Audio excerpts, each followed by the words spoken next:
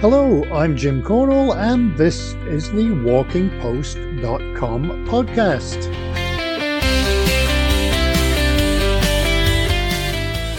WalkingPost.com is the news website dedicated to walking, with all the latest on gear, trails, science, events, festivals, books, and more. Before we start this week, just a reminder about the special offer for podcast listeners of 15% off at 8000kicks.com on their shoes, boots, backpacks and other accessories. And no, we're not making any commission. This podcast is number 19 and it's going out on July the 11th, which is also French Fry Day, and it's World Population Day, and it's also Blueberry Muffin Day. Sadly, I'm allergic to blueberries, something I developed eating way too many of them in the wilds of Maine, in New England. It's also Day of the Flemish Community, not too many of those in our village.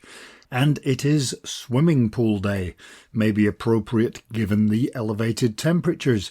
July the 11th is also the day of the Hollywood Bowl opening in 1922, and in 1962 it's the day of the first transatlantic satellite television transmission. It was probably a commercial. For birthdays, a local one, it's the birthday of Robert the Bruce in 1274, and it's also the birthday of Yul Brynner, Giorgio Armani, and loads of people I've never heard of.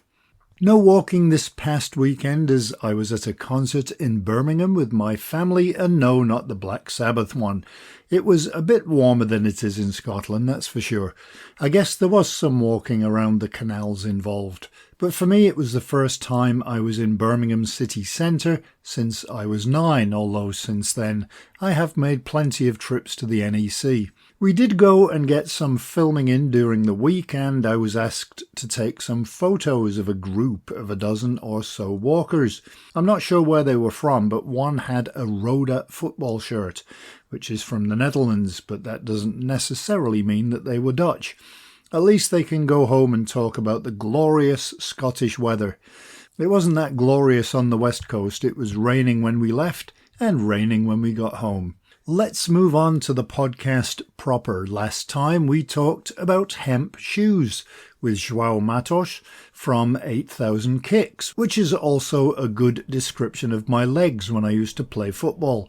And we talked about walking in London and the new London walking maps with Alexandra Goodship from Transport for London.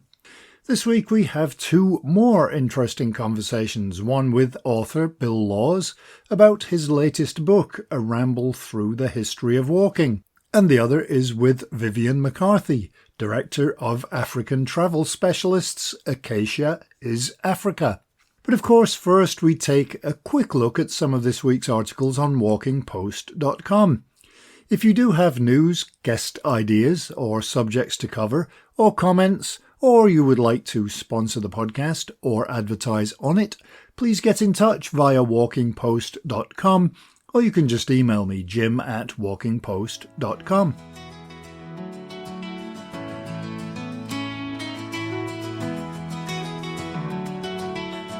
So now it's time for our almost brief recap of some of the headlines of the news articles we had on WalkingPost.com this past week.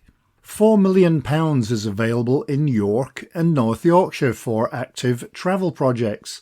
Mont Adventure Equipment celebrated its UK launch, and free dinosaur walking trails called Treks, as in T-Rex, have been launched in more than a dozen Leicestershire parks. The final section of the Trent Vale Trail opened, Merrell launched its Promorph hybrid shoes, and a survey shows women plan to increase their outdoor activity to record levels.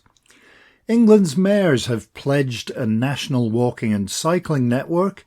The Adirondack Land Trust and Paul Smith's College in New York State are working to protect 2,800 acres, which includes lots of trails, and the soon-to-be Indonesian capital has been welcoming visitors and locals alike with walking tours of the city.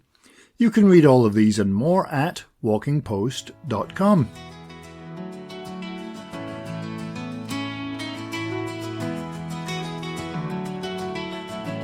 Right, let's get going with those two interviews, and I enjoyed them both immensely. Later we're talking about Bill Law's latest book on walking, but first we're going to learn a little about good places to go walking in Africa. Vivian McCarthy is Director of African Travel Specialists, Acacia is Africa, and with lots of local guides and the fact that McCarthy is a veteran when it comes to trips to that continent, you know that he knows his stuff. Maybe you could set the scene with a bit of the history of the company.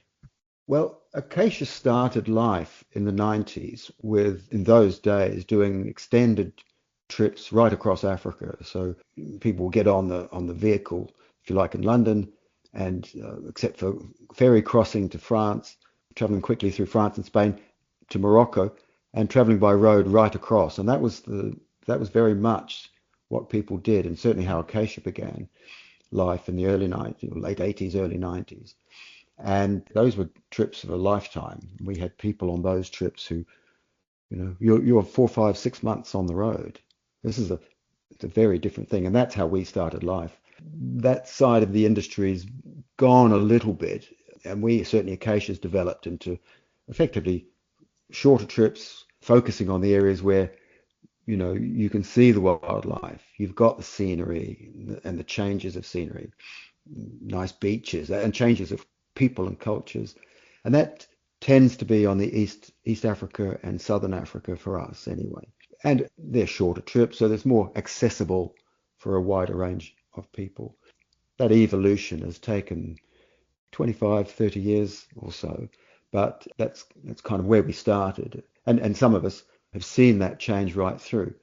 I personally joined the company in the early 90s, but I worked previously for other companies that did the same thing.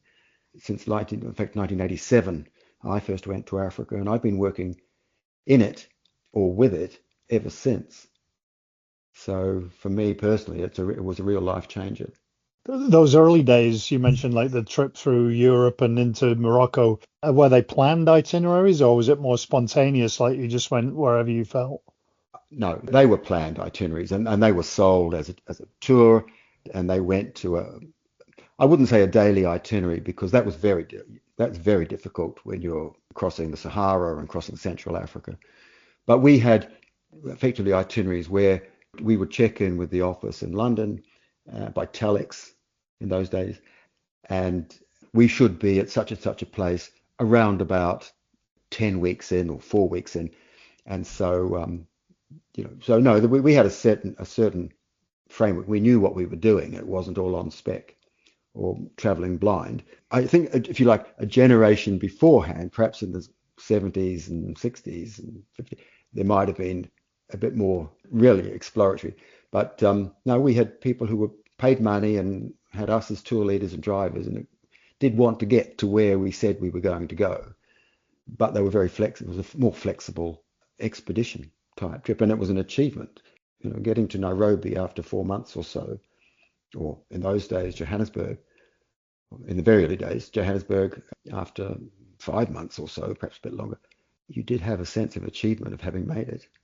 Yeah, I can well imagine. Fast forwarding to today, what kind of holidays and vacations do you provide in terms of activities and locations? Things have changed greatly. So these days we run safaris, tours from 3 or 4 days out to, for instance, out to the Kruger National Park, or in Kenya out to the Masai Mara National Park. That sort of 3 or 4 days, to 1 or 2 weeks safari around Kenya and Tanzania, or if you like, in South Africa between Johannesburg and Durban, through Kruger, Swaziland to Durban, to 3 or 4 week tours from Cape Town to Victoria Falls. That would be 3 weeks, or adding another week would bring the trip around to Johannesburg, or 6 to 8 weeks between Cape Town and Nairobi, perhaps with another week or two to visit the gorilla trekking. So anything really from 3 or 4 days to 8 or 9 weeks we do. And we tend to do it as groups, scheduled departures. So someone traveling on their own, for instance, wouldn't otherwise, perhaps in another destination, might backpack or hostel around. Africa is not quite the same type of destination. You need to have a bit more organisation. Many of the highlights, in fact, I'd say almost want to say all of the highlights, are away from the urban areas, the city centres. Perhaps all would be an exaggeration, but certainly most of the highlights are out in the rural areas, game parks, trekking areas, where it's evolved. And so, of course, it's more accessible. Someone with a week's holiday, or even less, but let's allow for a flight, a week, 2 weeks holiday. Africa is an accessible and practical destination. Yeah, absolutely. It's got just the same kind of transportation hubs and airports as everywhere else. It's not quite as developed as everywhere else. It's not, I don't think it's if you like, a mainstream mass market destination. And a bit selfishly, I would hope that it doesn't become one, because the infrastructure there doesn't really support masses of people coming. And I think that's part of its attraction. It's not a bucket and spade holiday destination. It calls for a bit more than that. I would say it's one of those places, one of those destinations where if you've been for the first time, you're in grave danger of wanting to go back and see something else, because of you realize, oh, well, I came to Africa to see elephants, or to climb Kilimanjaro. And I now realize that actually there's other game reserves, there's other mountains to trek or climb on, and it really does get under your skin in a nice way. To me, it's a magic destination. I fell in love with it when I first went there in the late 80s, and so I could happily talk about it all day. Sure. What are the misconceptions about going to Africa, and are they misconceptions that you face? I think one of the misconceptions is that it's always hot. Obviously, you're in equatorial and subtropical areas, so clearly it's got a hot climate oftentimes. But wintertime in South Africa or in Southern Africa, if you're in the middle of the Namibian desert or in central Botswana, it can get remarkably cold at night time. We tell people, look, depending on the time of year, where you're going to need long pants, a jacket or some sort of coverall, good sleeping bag, because in the nighttime it really cools down. Now, there's an advantage to that, and that is it keeps the mosquitoes away and the creepy crawlies at bay, and that to me is one thing. So it's not always blazingly hot, although it can be. And the other misconception is it's not safe because there's wild animals everywhere. That's not really correct at all. There are certainly wild animals, but they are in the game reserves. And even in the game reserves where we're camping, in the game reserves, there's usually some sort of deterrent to keep the mammals away. The biggest dangers, frankly, are much smaller. So, there's a risk down there of malaria in most areas. Not everywhere, but in most areas. And we certainly recommend that anyone considering going to Africa speaks to their doctor or travel clinic about sensible health precautions to take. Some areas, there's a requirement for a yellow fever inoculation, but not everywhere. And it's not generally because there's a medical risk of a yellow fever. It's because they've got an overhanging rule from some time past that they haven't lifted. So for Zanzibar, for instance, going on to Zanzibar, the Port Authority checks for yellow fever vaccination certificate. So the insects and the mosquito bites, they don't have to be malarial to be annoying, a bigger risk than anything else. So traveling to Africa brings no more risk than traveling to anywhere else. And I would say considerably less, because we're spending a lot of our time outside of built up urban areas where, there's a risk in any sort of travel for people arriving in new countries. But we do our best to recommend people stay in certain areas, and we book things like pre-accommodation and transfers from the airport and all the stuff that you would expect an operator to help someone who's traveling first time. Many of our clients are first time travelers to Africa, of all ages for that matter. Things like booking accommodation before a trip or at the end of it is very common. We do it a lot. Has climate change affected anything with relating to your business? I think we're aware of climate change all the time. Weather patterns in East Africa, at least, are still a monsoon. So you have a wet, dry season that comes in that affects East Africa, Kenya, Tanzania, Uganda. for certain periods of time, makes it wet. Doesn't mean you can't travel at that time, but obviously it means that at some point during the day you're going to get rain, and that usually is what happens. If you're going to the beach, and that time it tends to be the sea will be a murkier colour than other times when it's clearer and clean. This is the monsoon that's been going for forever. Elsewhere, when you come to the lower latitude, South Africa, you're out of that monsoon period, and you get the 4 seasons or different seasonal changes. We have to be aware of climate change, and so trying to be responsible in the way we travel and what we recommend to clients is a big part of it.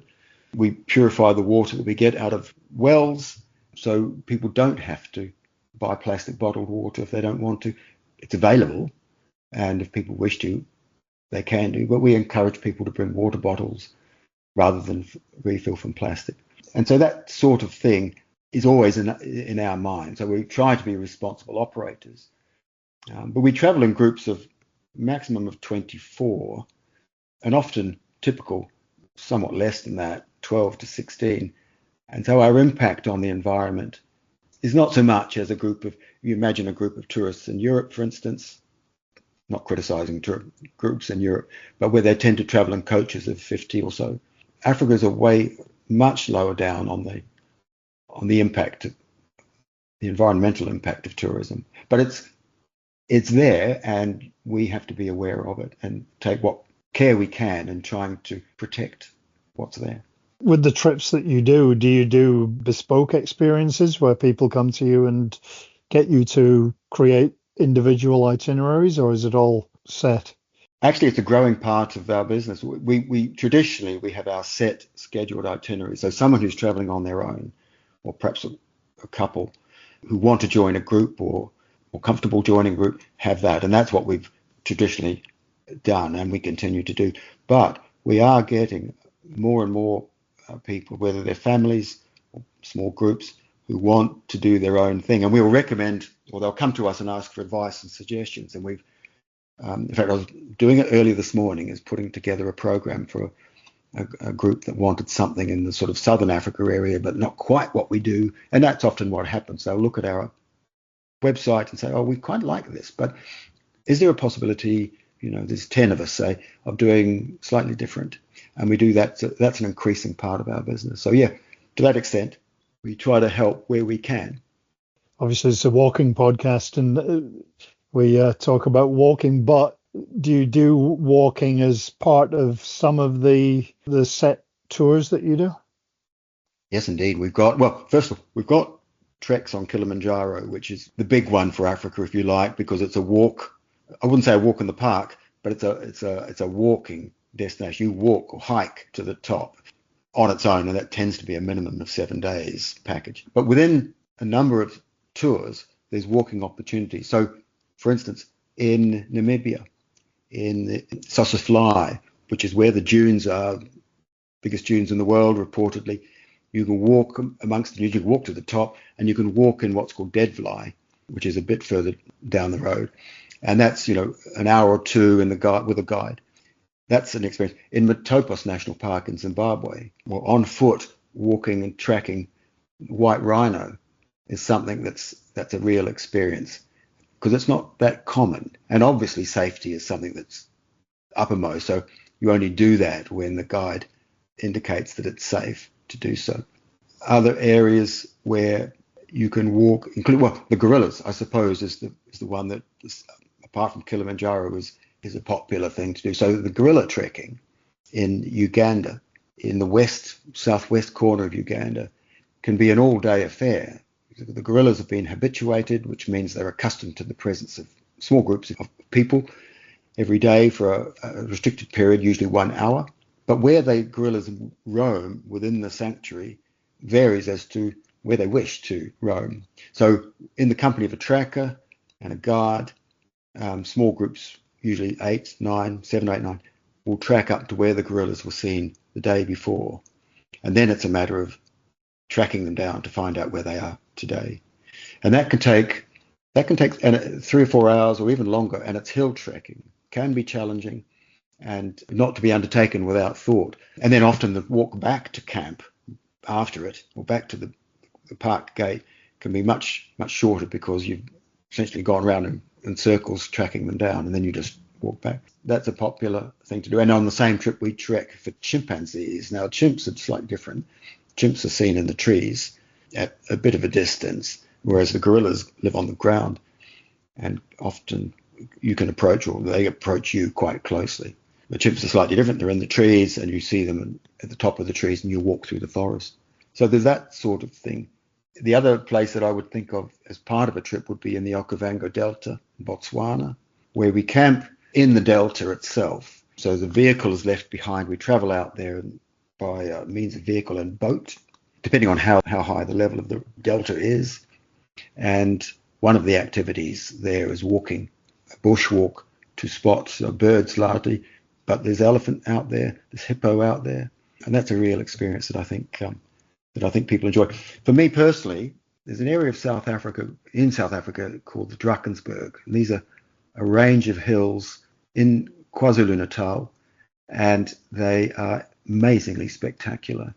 And I've been there in May, when it's just at the beginning of the southern hemisphere winter, and crisp, and very crisp in the mornings and evenings, but delightful during the day. And the scenery is stunning, absolutely stunning. But the change in temperature when the sun goes behind the hill changes from t-shirt and shorts to you want a sweater and long pants within minutes, because the temperature drop is amazing, amazingly steep.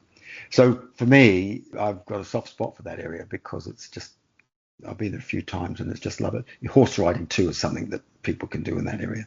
So those are the areas that I would think of. Mount Kenya is another area, but that's slightly different in that it's a bit like Kilimanjaro, and it's 5,000 meters plus, but it's a mountaineering. To get to the peak of Mount Kenya, you actually need proper equipment and climbing, whereas the beauty of Kilimanjaro is effectively it's a long, steep climb, different routes to get to the highest point in Africa. Some of these are parts of the trips, and some others where the point of it is to trek itself. I guess the continent itself, not even mentioning countries, there's such a diversity of wildlife and scenery, and it's yes, that's right, and that comes back to preconceptions of a destination. I imagine every destination people have preconceptions, but Africa is very much it's amazing variety of scenery. It is actually geographically the flattest continent. It doesn't feel like it when you're there, when you're either at the Drakensberg in South Africa or the Rift Valley, Kenya, Tanzania, where the Rift Valley forms an amazingly marked valley coming down through the center of the country, continental divide. Or if you're over in southwest Uganda, in the gorillas, that Ruwenzori Mountains between Uganda on the one side and the Democratic Republic of the Congo on the other, 4,000 odd meters high. I mean, they're spectacular. And the one country that we haven't really talked about, because we don't do a great deal there, but it's an amazingly diverse country, is Ethiopia, where there's also trekking and particularly bird watching available. And we haven't touched the cultural areas, the cultural differences and items of interest in Africa, which are enormous. When you think about it, it makes sense. If you think an area like Europe has got such a variety of people, cultures, and climates, and you transport that idea to Africa, which is so much bigger, it's not surprising that there's such a variety in Africa. And I should point out as well, from looking at your website, that you do use an awful lot of local expertise. It's not sort of people that are from other places that you bring in. You use local expertise. Completely. And that's perhaps one area which has changed since the early days, when people like myself were running trips from the top to the bottom, if you like. These days, all our tour leaders and drivers are African, South African, Zimbabwean, Zambian, Kenyan, and they are very, very good. And they treat the job as a career. This is something we've got people with us who've been driving and leading tours for 10, 12, 15 years. And they are part of the family, and they are really knowledgeable of what they do, taken generations of people on tour. And it's their continent. They've got a pride about showing people their continent. And that's a big part of how the industry's changed for the better. Of course, the other thing that's changed is the service level, so that even though we're talking about trips which run from one country to the other, 3-4 weeks, often people's expectations are higher these days than back in the early days, and naturally everything's gotten better for them. So the tents are better, and the vehicles themselves are better. Seatbelts are required, and things like that. With cooking and the meals. I mean, some of the meals I've had in Africa on safari, amazing, and that's down to our tour leaders and drivers and cooks who can produce amazing things off of very simple equipment. I was in Cape Town earlier on this year, and the variety of meals you can get down there and the value for money, amazing. These are things that you discover. You may not travel to Africa for thinking you're in for a culinary delight, but actually within certain limits, most people are surprised, very pleasantly surprised at what they've had on safari.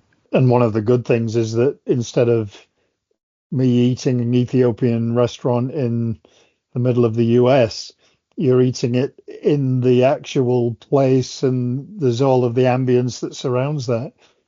That's right. And I think this is part of any travel, isn't it? For various reasons, people will choose a destination. When they're there, certainly a place like Africa, it envelops you. It envelops you completely. And even in this day and age with internet and, almost instant communications, I think Africa really just gives you an absorbing experience. And as I say, certainly from my experience, it gave me a career and changed my life. You mentioned the obvious ones like Kilimanjaro, but what are some of your favorite kind of maybe out of the way spots that are just amazing? You mentioned South Africa as well. Well, the one place I do always like, and is not so well known, I think, is Malawi. And Malawi got this wonderful lake, freshwater lake, that takes up 20% of its area, safe for swimming. The bit that I liked about it, and it was when I went there on one of my first trips, was a place called the Nyika Plateau, which is in the north of the country. You drive up, it's a big old drive, you're up to about 3,000 meters, a bit over, roughly 10,000 feet. And the air up there is so clear and it's really refreshing. And yet you're in Africa, so the sun is a burner.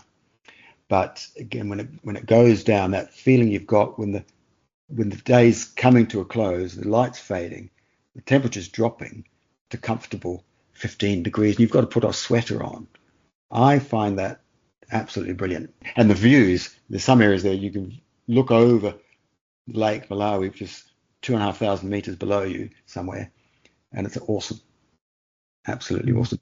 And that's an area that I have a soft spot for. I also like Kenya, north of when you drive up through Kenya to Mount Kenya, you drive around it, and then you drop down to the Northern Frontier District, which is vast, goes all the way up to Sudan.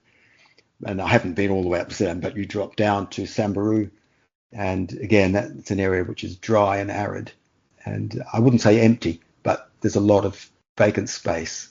And this is, for me, Africa, it takes you by surprise, and these are not areas that are particularly easy to get to unless you've got some organization behind you, vehicle and an operator. But when you're there, those are the things that stay in mind for me. And the way the light plays on the desert, and if you're, depending on where you are, Namibia, for instance, which is known for its desert landscape, vast country. How big is it? France and Spain combined, something like that, with maybe a couple of million people. There's a lot of open space in the desert there, which is not just dunes, but the dunes almost look as if they're not real. They are, they're sandy, and they're 300 or 400 meters high, some of them.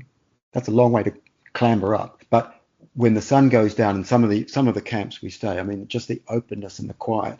And I think for me that's the big attraction of any desert. But in Namibia, I found it, certainly had it in the Sahara. But Namibia is a more accessible area to see it.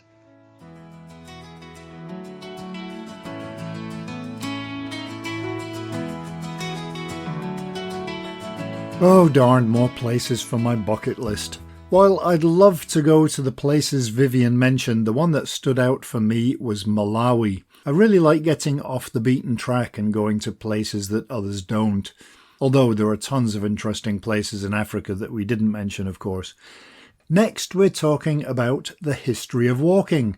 It's an updated book with a new title by a prolific writer for magazines, newspapers, and more than 20 books on, among other things, gardening, homes and history, and, of course, walking, as we had a great conversation with Bill Laws about his book, A Ramble Through the History of Walking. Maybe to get it started then, I wondered if you could just give me a little bit of background on your career to date and how that intersects with walking. Yeah, okay. I got booted out of school a bit early. School and I didn't get on very well. So, in fact, I failed English. So obviously I became a journalist. And I've been a freelance journalist all my life, writing mostly about kind of horticulture, vernacular architecture, all those things that I know virtually nothing about. But it's always fun finding out and then sharing what you know. And what I didn't ever write about was walking, which I've always done. I've always loved. I like just putting up one foot in front of the other. And I'm getting increasingly old now, in my kind of late to mid 70s. And that's becoming a bit of a strain. So it's more important than ever before for me to enjoy just putting one foot in front of the other. Might be just walking up the end of the street, going up to the local cafe and getting a cup of coffee. But that did lead me to put together this book, A Ramble Through the History of Walking, as it's now called. It is a rewrite. I first wrote it, about 15 years ago. And I suppose it's kind of, I love people.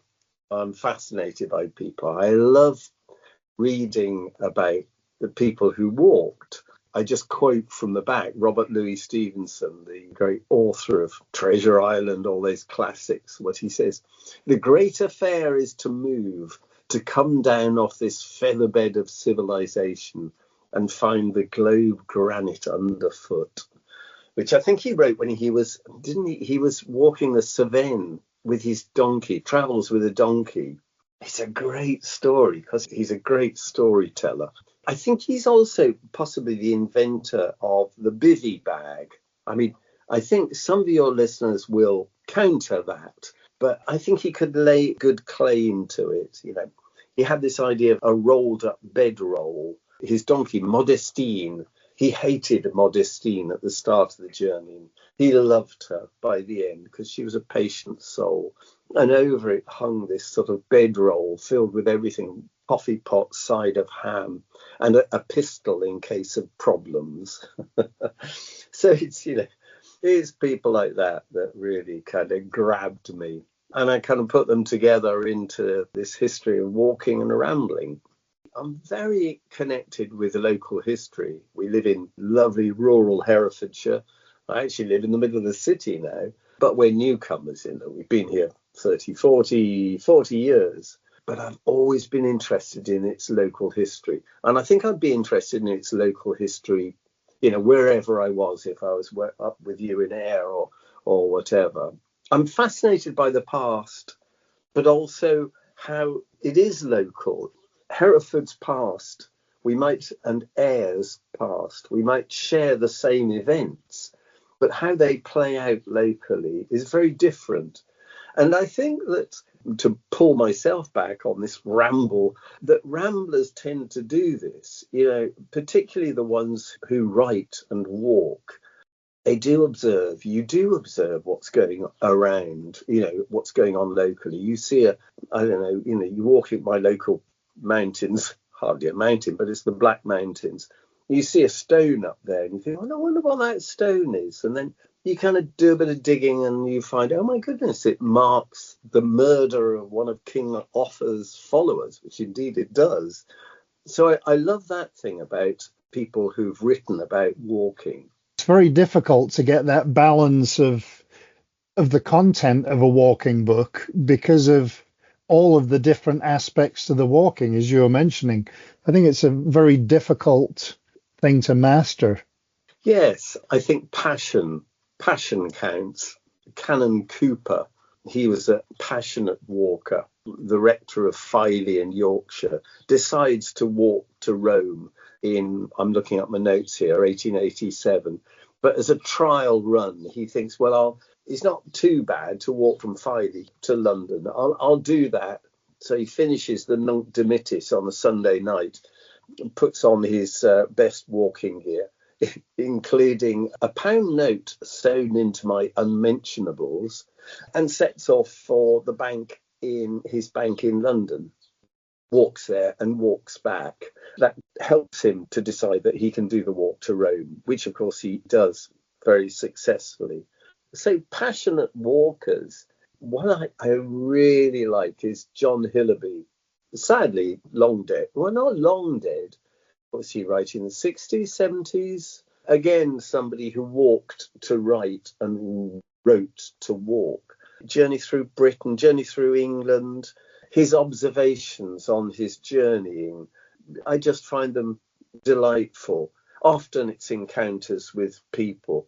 And of course, Hillaby is a great exponent of the brief naked walking episode, where we've all done it probably. It gets very hot. I mean, here we are chatting on one of what's going to turn out to be the hottest day of the year.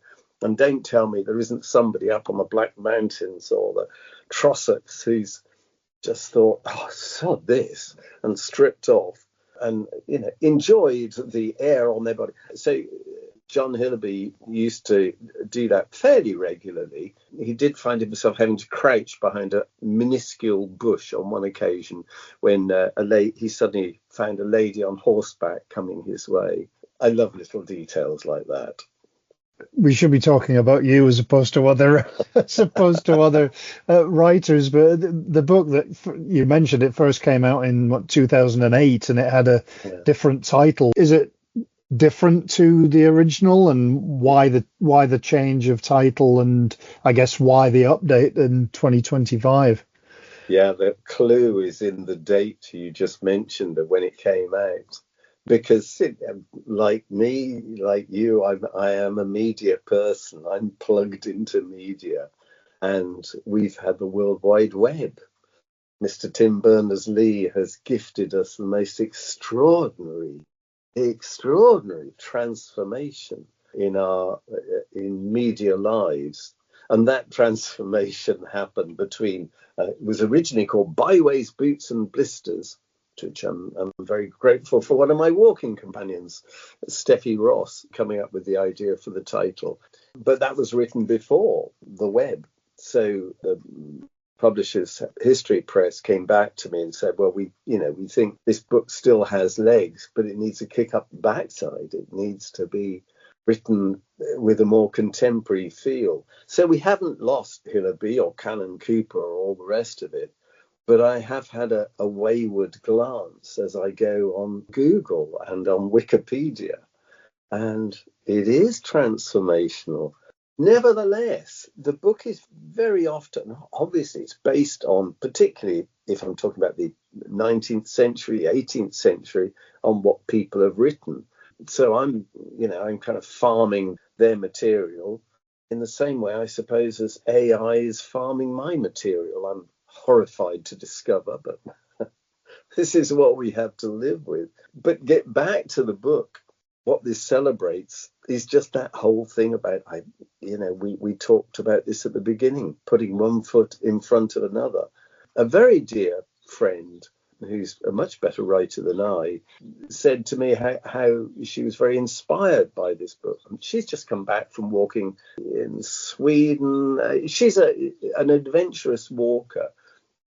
But she said, what your book reminds me to do is just walk, down the end of the street, round the farmer's field, walk to school. These great sort of campaigns that are going on at the moment, have been to get us off our backsides, onto our bikes, onto our feet.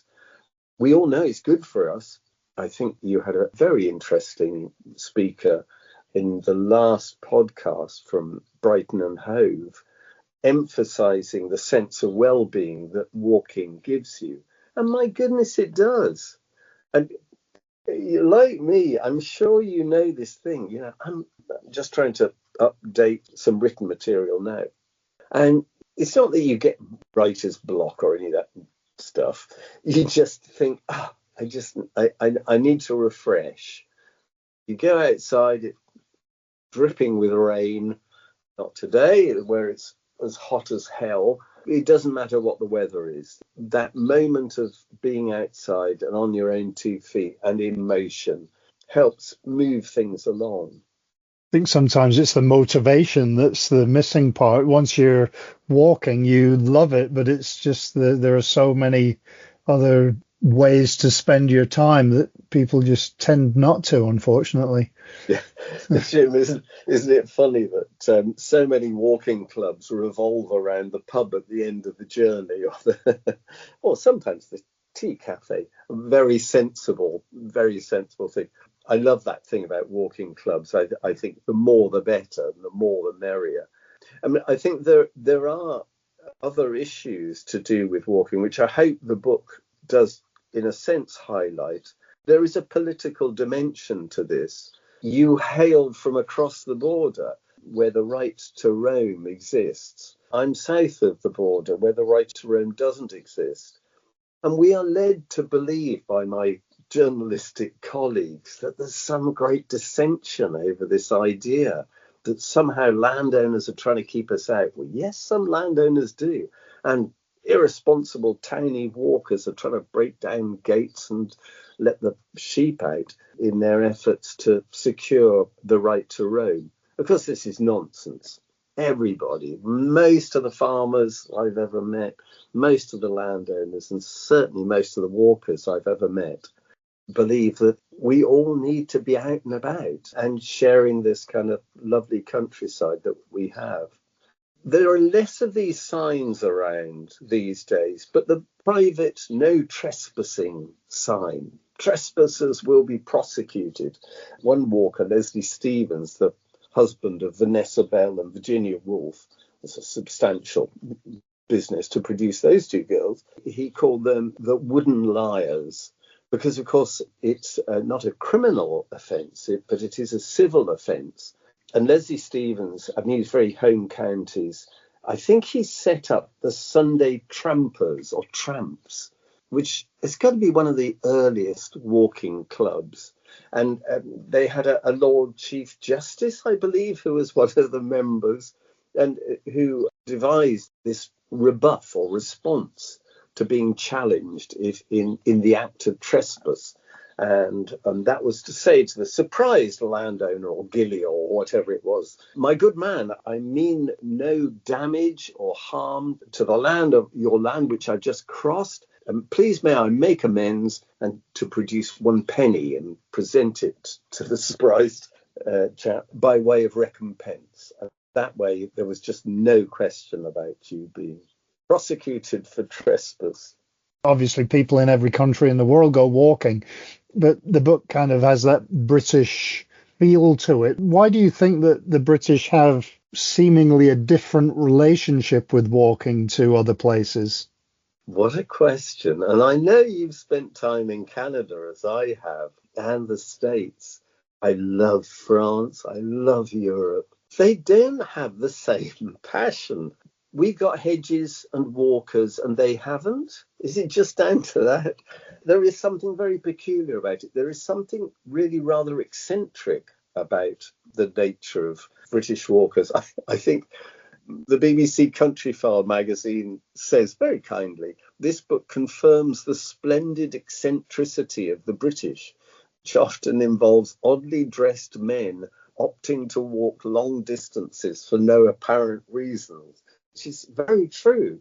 None truer than I'm just holding up the little tome, The Gentle Art of Tramping by Stephen Graham. He walked to write and wrote to walk. He had a job briefly, I think, in the early 1900s, and he gave it up and sort of walked the world. When he kind of settled down, he had some great ideas on unconventional walking. One was, we've just been talking about trespassing, the trespass walk. And he recommended taking your compass, setting a route, and then following it in as straight a route as faithful to the route as possible. As he said, apologizing to any lady who might be in her private swimming pool, repairing the damage to any hedge you've just climbed through, and apologizing to any peppery squire you meet. And he said that you might get this idea that it would be met with great consternation and opposition. But he said, far from it. Most people were very welcoming of you appearing on their land. He had a more reasonable route, for very, very good for urban walking, the zigzag walk or the left turn. And they are as they sound. The left turn is essentially keep turning left, set off with your umbrella and your, hopefully not your pistol, your rucksack, and keep turning left. If you come back on yourself, obviously you've done too small a walk. And the zigzag walk, which I think he took with his wife on honeymoon in London, and he recommended, perhaps we should all do this, honeymooners, to take their honeymoon as a walking holiday. And for that, he did the zigzag, which is, again, as it sounds, you set off, you have no idea where you're going to go, but you turn left at the first opportunity, right at the next, left at the next, and so on, until exhausted, you fall into the local pub. It's funny.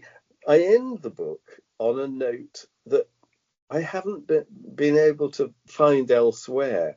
I shared this, sounds like I'm showing off, but I was very delighted to be invited on Claire Balding's ramblings to wander up the Olchan Valley.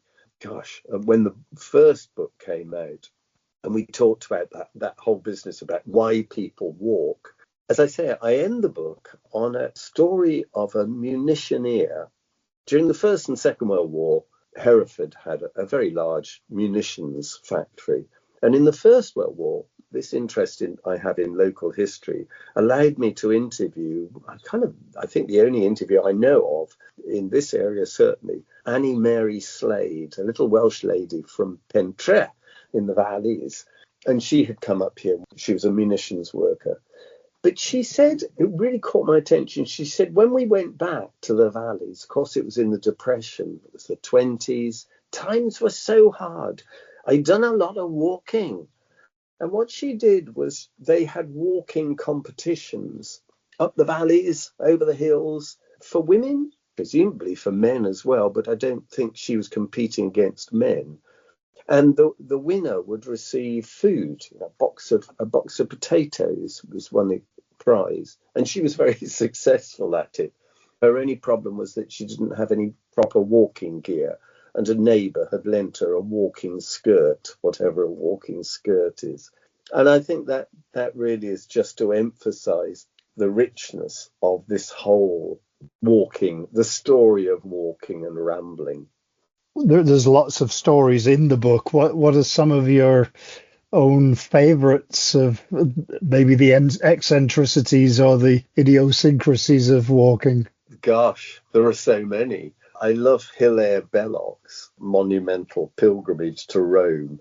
I love when they list what they carry. And we mentioned Canon Cooper's coins sewn into his unmentionables. There are so many anecdotes and so many strange things in there. It's putting this thing together must have been a joy in itself. It was a joy in itself. Business about writing and walking. So am I a writing walker or a walking writer? Robert Louis Stevenson was asked the same when he puts up at a monastery one evening. And the friar says, we'll invite you in to take the evening meal with us. What are you? And he says, well, I'm a writer. Oh, says the friar, could I not introduce you as a geographer? No, says Stevenson, I am a writer. Very well then, says the friar very reluctantly, an author. And I do have a writer friend it says on his passport writer, but it could be mistaken for waiter. And I think quite often he will say, no, it's okay, I'm a waiter. A key part of being a writer. Well, a key part of being a writer is waiting around for everything. So something that did make me smile, and it's got nothing to do with the book, is in your acknowledgements when you mention apologizing to your children about shortcuts. I think that's maybe a perfect example of what walking does to people, because it turns you into a confident and intrepid explorer when you maybe aren't, and you say, no, we're going this way, or we just take a left here and it's only another half an hour when you know full well it's 2 hours. It just seems to, walking transforms us somehow. Getting lost, it's the great thing. Stephen Graham, he purposefully got lost, but GPS and my wonderful iPhone, where would I be without it? And then you get up a mountain and you say, oh, blooming heck, it's not working. Yes, that whole business of getting lost. I have a particular affection for Francis Kilvert, the clergyman who kept, sadly, such a brief diary and died so young, and him trekking up Khadr Idris with a guide. And the guide is a wily old soul, Mr. Pugh. I think Mr. Pugh turns up in several sort of Victorian accounts of walking Khadr Idris. And they've recently recovered the body of some poor clerk who died on the mountainside the year before.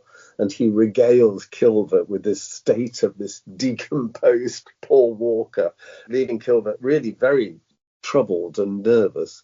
And then that awful thing that happens when you're up the top and the weather drops and you suddenly think, oh my goodness, I can't see a blooming thing. And Pugh says, well, I think we might have to spend the night on the mountain.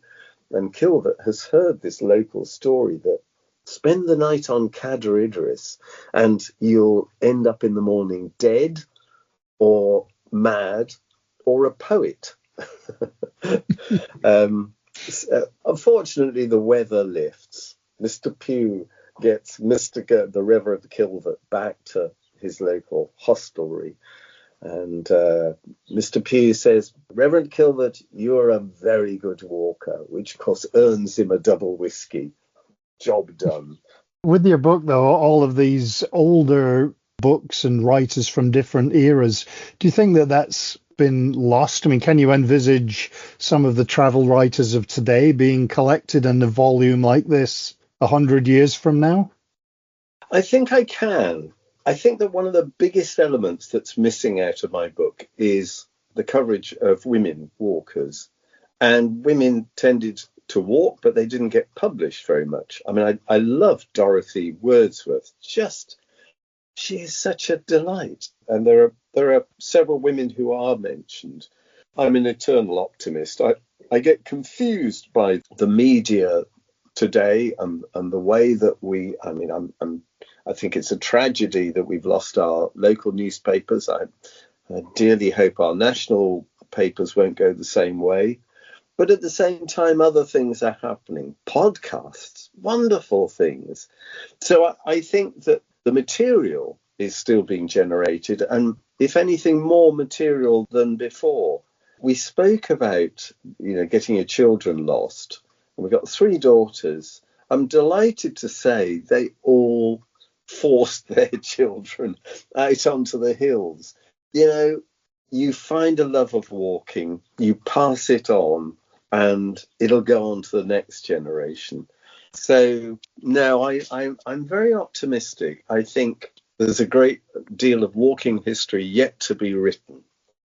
But why do you think it is that some walkers, like the ones in your book, but not exclusively those in your book, become so revered and respected? I'm thinking of people like Wainwright, who, when you mention walking and Cumbria, his seems to be the only name that pops up.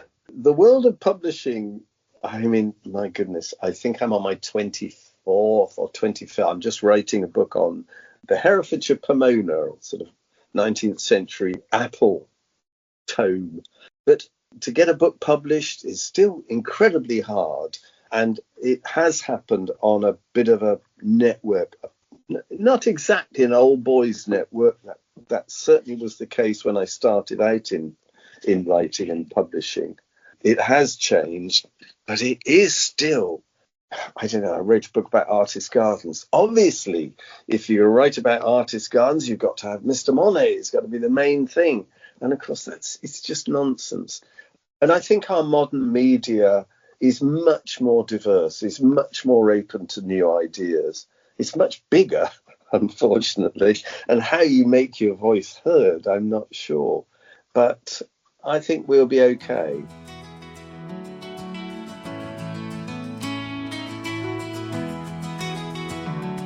That was a conversation that actually lasted for more than an hour and had lots of laughs in it. Hopefully Bill writes another walking book so we can have him on again, unless he's already blocked my email. More good weather is forecast for this weekend, actually very hot weather for UK standards. I see that in terms of weather and very hot weather, some US politicians have written to the government in Canada complaining that smoke from the wildfires there is ruining their summer in the US. Yep, those fires were set on purpose just to annoy the southern neighbours. Anyway, that's it for another podcast. If you have news or suggestions for podcast guests, please do get in touch through jim@walkingpost.com. I hope you enjoyed this week's walkingpost.com podcast, and I hope that you have a great week ahead, hopefully with a walk somewhere, even if it is just to the fridge for another cold beverage. So, until next time, happy trails!